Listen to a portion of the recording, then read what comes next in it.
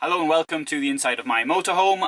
Today I'm going to talk about van life, and I would like to correct what may be some false impressions about this. Now, I live in a motorhome, and I've lived in a motorhome for quite some time, but my first experience was living in a camper van. And if you use the hashtag van life, you'll see all of these people who are living in normally 50-year-old or around camper vans, somewhere like California or something like that. They'll show you some fantastic drone footage of their 50-year-old camper van driving alongside the beach, and sorry, not alongside, but on the beach alongside the sea, and it looks absolutely fantastic with some sunsets and some scantily clad young ladies. And the reality, however, is somewhat different. Now, the first thing is, if you're driving a classic VW, now a classic VW looks really good in a museum.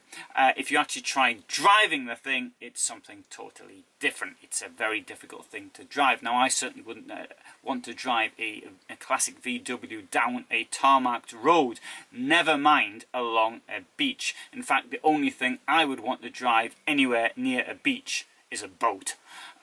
The chance of getting stuck in the sand is very great, no matter what you're driving. But more to the point is the van life itself. Now, a classic VW looks great, as I said, but to live in it, it's just about the worst thing you can think of living in. In fact, the only thing I can think of that's worse off the top of my head is a greenhouse, because at least the VW has wheels and an engine. That's to say, when the engine is actually working, because at that age, they're probably spending a lot of time in the garage. Now, I lived in a VW. Mine wasn't a classic. It was from 1992. It was the first van I actually owned. And before I bought it, there's one thing I realized I was going to want, which is to be able to stand up inside. So I got one with a high roof. It had clearance of around, I can't remember what it was, but 190 or something, like maybe 185 or something like that. But I could stand up in it without any problem. That was great for me. Couldn't park it in a garage or in an underground car park, for example, unless you had a high roof garage. But it was great. No problems on that front. But we have other problems, and the first thing I want to talk about on this subject is water. Now, when you see these people hanging out at the beach and that drone shot of the driving next to the sea, you think, that's great. It's what Jackie Collins referred to in her book Hollywood Wives as the 4 S's: sun, sex, sea, and surf. So you've got all of them and then you retire to your classic VW camper, which somehow you've managed to park next to the ocean. Now, my experience in the United States was it's very difficult to find somewhere to park next to the ocean, but I don't have such great experience, as I'm sure some of you will know places where you can actually park next to the ocean in the US. Having said that, when you come back from the sun, sex, sea and surf, you'll probably want to have a wash that salt water off you. But in that van, you've got a maximum of around 30 litres, and for those of you in the United States, that's that's about 9 US gallons, something like that. And in the UK, it's even less, about 7.5 gallons, something along those lines. Now, of course, you could be carrying more water. You might carry a couple of extra canisters with you, but that is not going to last very long. And if you're carrying a couple of canisters with you, it's taking up room, although I think that's a pretty good idea. Now, if you live in the motorhome, as I do, here in this van, I've got 120 litres in my normal storage, and I can carry up to 50 litres additional, and I have the space to do that. In the VW van, you do not really have much space to do that. Now, the next thing as well, if you're out in the sun, is you will probably want to change your clothes, and in this van here, I've got plenty of storage that allows me to have around 30 changes of clothes with me, something that might be rather difficult in the van. And if there's 2 of you, then you're going to need 60 changes of clothes. Well, if you think of changing clothes that often. Now, the thing is, but I can just go down to the laundry mat, as they say in the US, a laundrette, and do my washing. Now, yeah, of course you can do that, and if you're quite happy to do that, that's fair enough. But what about yourself? Now, a comment I get in my site quite a lot is, you can just go to the gym and have a shower there. Now, I do appreciate that everybody's different, and people may not want to have a shower every day, but today it's 25 degrees here, whatever that is in Fahrenheit, 80 I think, something like that, I can't remember. And you know, I was in the shower this morning, and I'll be in the shower before I go out this evening, and sometimes when it gets hotter, at least 3 times or even 5 times a day, I can be in the shower. Not if you've got 30 litres and there's 2 of you, that's going to be a big problem. And getting into the shower when you actually haven't got a shower, as these classic VWs don't have, that is going to be even more difficult. Now, let's supposing you want to go to the gym. Well, okay, there's a gym near here. It's 15 kilometres away. So let's supposing I decided I was going to drive there, and then I come back and I've lost my parking space. Well, that's one thing I could do. Alternatively, I could get the train. Yeah, I can get the train, go there, have a shower and come back. Okay, that's taken up getting on for 2 hours by the time I've gone there and come back. And to have a 3-minute shower or 5-minute shower, I suppose you're going to take an hour to get there, an hour to get back. You may as well stay in the shower half an hour. And then you've got the cost of gym membership. I don't know how much these things cost us. So let's just, for argument's sake, say it's 50 euros. I don't think they're that cheap, but let's say, I don't know. So, you know, it's all beginning to build up. Now, you could say, right, but I'll go and park in the gym's car park. Well, if you want to live in the gym's car park, that's fair enough. I'm not criticising that, but then again, if you're going to start using your van as a stationary place to be, then you might think it might be better just getting yourself a normal flat to live in, rather than putting up with all these problems like that. Next thing, what about eating? Now, when I have a problem with potential problem with water, I like many men, I sort of do my washing up when I need it. So I sort of stack my washing up, and I can do that because I've got this place I've got lots of plates. I've got a full set. I've got 6 plates, 6 saucers. I've got 6 smaller plates. I've got all sorts of. I don't know how many cups I've got, because people keep giving me cups as presents. So if you want to give me a cup as a present, I'm more grateful for it, of course. But I've got stacks of the things. So then, when I have access to water, I give everything a good clean. I've got water on a daily basis. I wash things on a daily basis, and when I haven't, I just leave it, and then I wash it when I get round to do it. But you can't do that if you're in a tiny space. You're going to have to wash up regularly. You might have to use very little water. Well, you can maybe try washing in other things. Now, when I was travelling around in Mercedes and B-Class, I didn't live in the thing as such, but I'd often do longish journeys, and sometimes I was as much as 2 weeks I could do when I was sleeping in the car. I learned how to wash myself with these wet wipe things and all the rest of it, but it's not particularly comfortable. I suppose you can do it on a temporary basis, but I wouldn't want to do it particularly frequently. Again, that might be the sort of thing that you want to do. Now, I mentioned clothes. Now, here behind me here, today is the day when all the winter clothes go inside for the summer, and the summer clothes come out of hibernation. This is my winter clothes. I'll stack of them up behind me, and they will get packed up, and then I've got my t-shirts and all the rest of it. They'll be coming out. And okay, fair enough. You may think, well, I can live close to where my parents live, my mates live, or where you got for your storage. Yes, you could do that.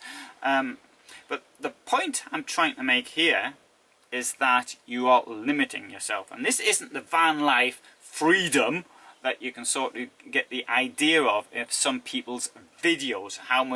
What you can sort of wake up next to the sea, go on swimming and doing this, that and the other. Now, I don't want to put you off. I'm just trying to give you the reality of the situation. But there's another thing I want to tell you about water, and it's this. it's how much you're going to need when you're actually inside the thing. These vans, as I mentioned earlier, it's like it's a bit like a greenhouse. It's roasting in the summer, but in the winter it's utterly freezing. And I'll give you my 1.5 years in a camper van. Tell you what happened. So I bought the thing in January, and so I was going out and using a sort of, I was living in the house, and I was going out, did some weekends out and all the rest of it. I know it's in March, and going out, I think it was a bit cold going out in this van, but I was living in it from May, and that year we had an awful summer, and so it really didn't get particularly hot, but I was sort of travelling around and doing my own thing.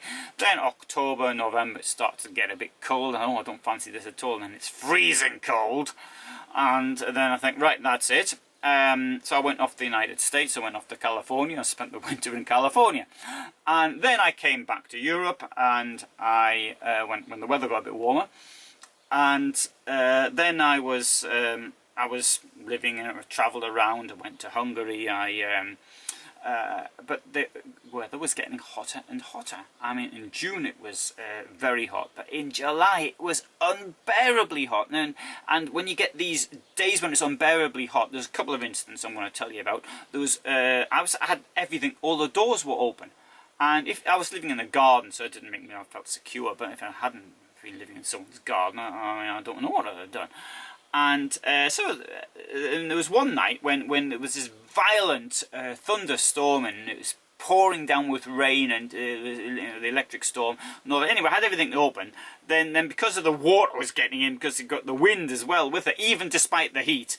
So I closed everything, and then I get this meowing inside. The cat had gone in bed with me when everything had opened. I'd left everything open, and I don't blame the cat for doing that. But the cat didn't want to go out, and understandably. Not in that. And then either I don't know if thunderbolt hit the van or not.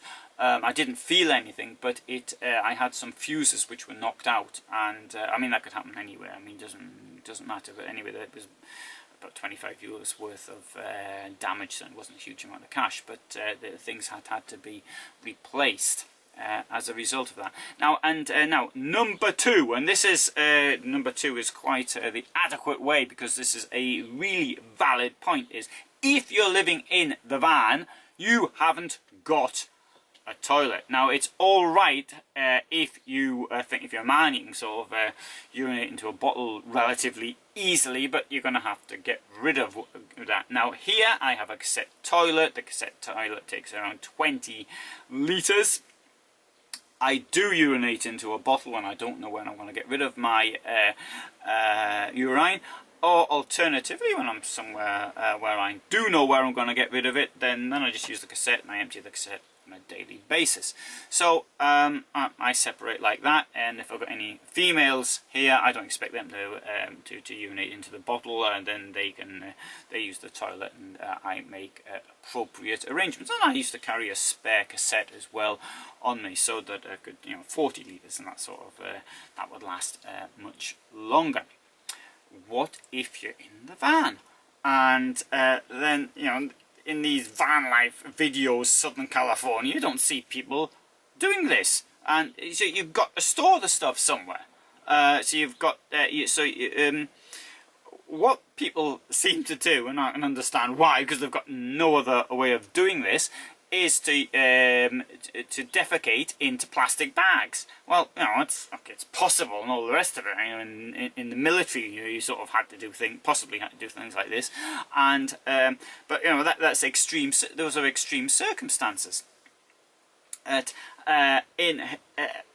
Do you really want, and then you got to carry it around with you, unless you sort of dig a hole and dump it in there. But if you're parked in this gym car park, well, I suppose you're using the gym's toilet. But then again, if the gym's closed at night, you need to use the toilet. But whatever, and you can't be sticking your plastic bags down the gym's toilet. Well, I don't think you should be. I bet these people are. But I mean, anyway, that apart.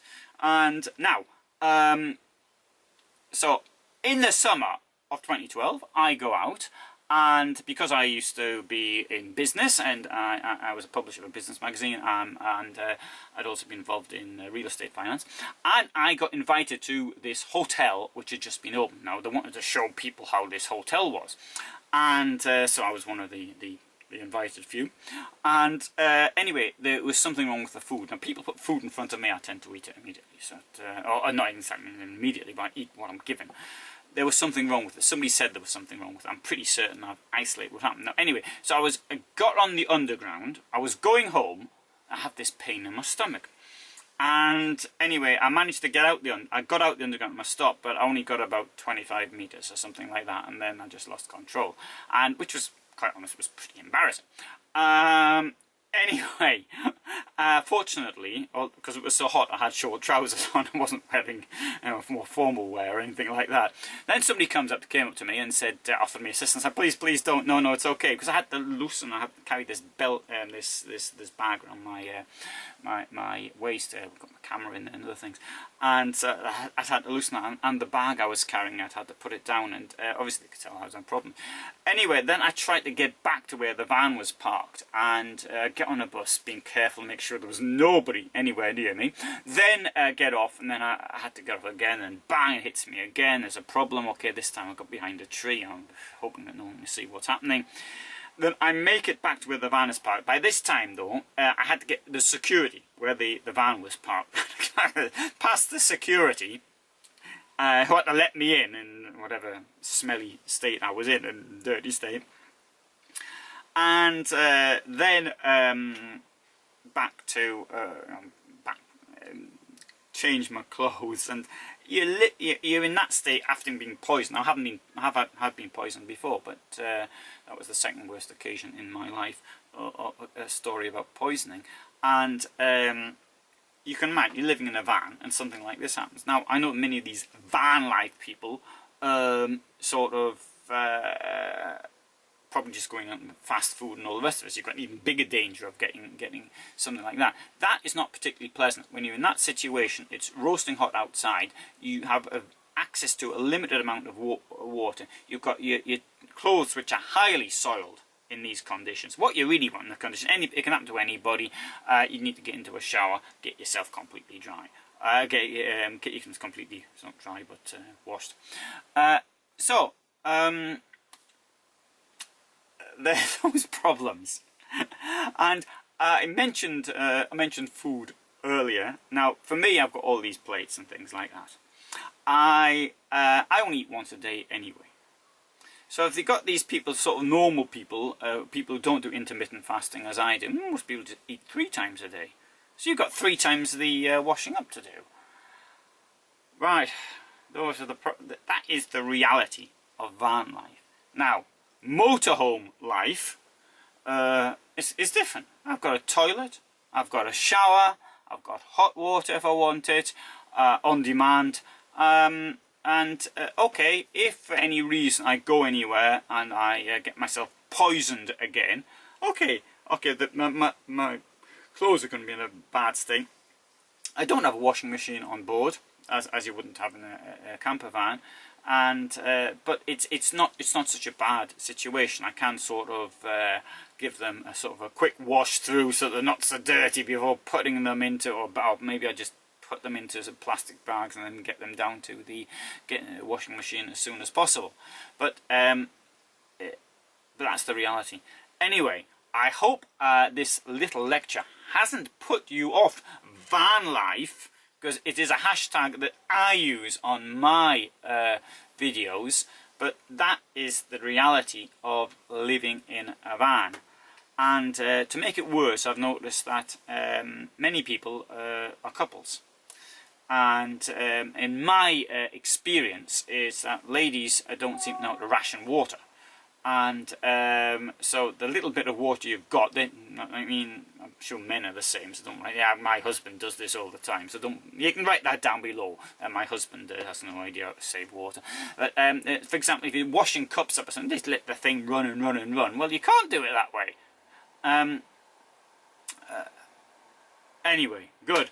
I think I've put you off getting a van, so you'll probably now just go and rent some seedy room somewhere instead. That wasn't my intention. I want to tell you about the realities. Now, it's horses for courses. What you do is what you want, and all the rest of it. And before anybody sort of writes down, just a minute, you were in the army. You should be used to things like this. Yes, I was in the army, but it was 30 years ago. That's point one. And point two is this: if I wanted to live like that, I'd have stayed in the army, which wasn't, in all honesty, wouldn't have been a bad idea, because I could have, I'd have had a nice pension by now. Anyway, that apart, good. Thanks for watching. How'd you turn this off? Do you know? It's here, probably.